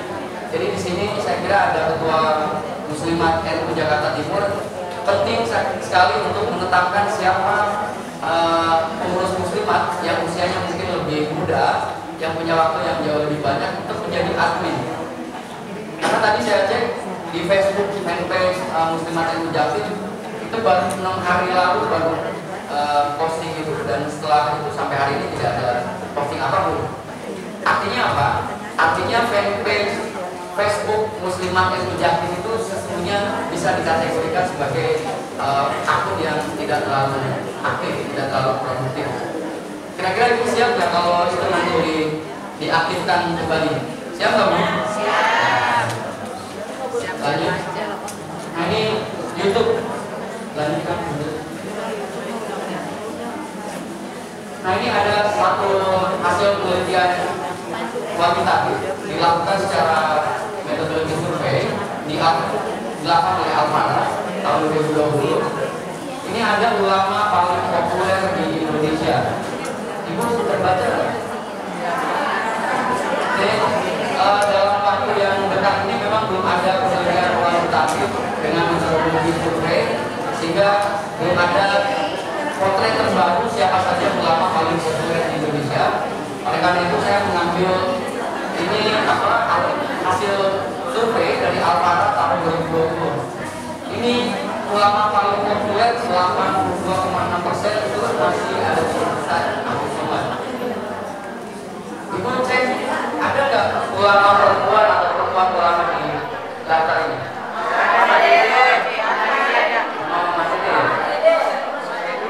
Kira-kira ada yang bisa memberikan argumen ya kenapa pendakwah perempuan atau perempuan ulama tidak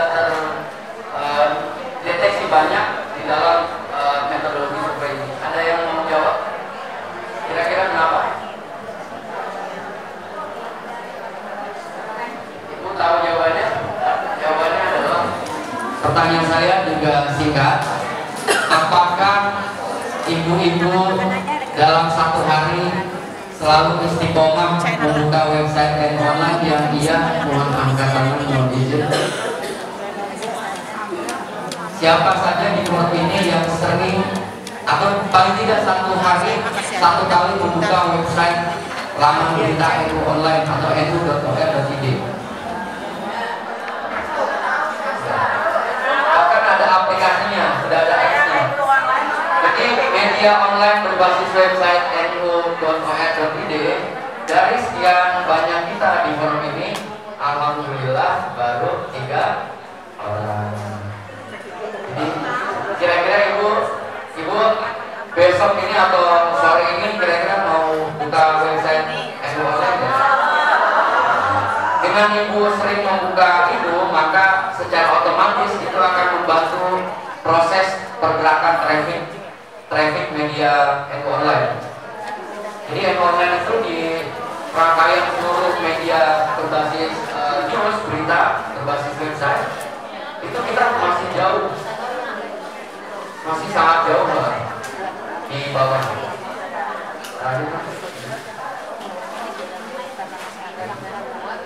Nah ini ibu-ibu ini berkunjung nih, mohon maaf. Ini top 20 media keislaman terpopuler di Indonesia. Yang dari lingkungan NU ini hanya nomor 1, nomor 2, nomor 3, kemudian mohon ibu itu ya, mohon izin, nomor 3, kemudian nomor 11, nomor 15, nomor 18, dan nomor 20. Ada berapa? Nah, saya ulang. Nomor 1, 2, nomor 3, nomor 11, nomor 15, nomor 18, nomor 20. Saya ulang ya, NU online, pelabuhan.id, ikro.id, bincangsyariah.com, islami.com, kemudian tebuyan.co, dan terakhir alif.id. Ini media hanya 7 dari 20. Berarti ada 13 dari teman-teman atau saudara-saudara dari kelompok di luar atau selain Nahdlatul. Yang 7 ini kita itu 13-nya teman-teman Muhammadiyah, kemudian dari Darul Maison, Era Muslim, Islam Pop, Islam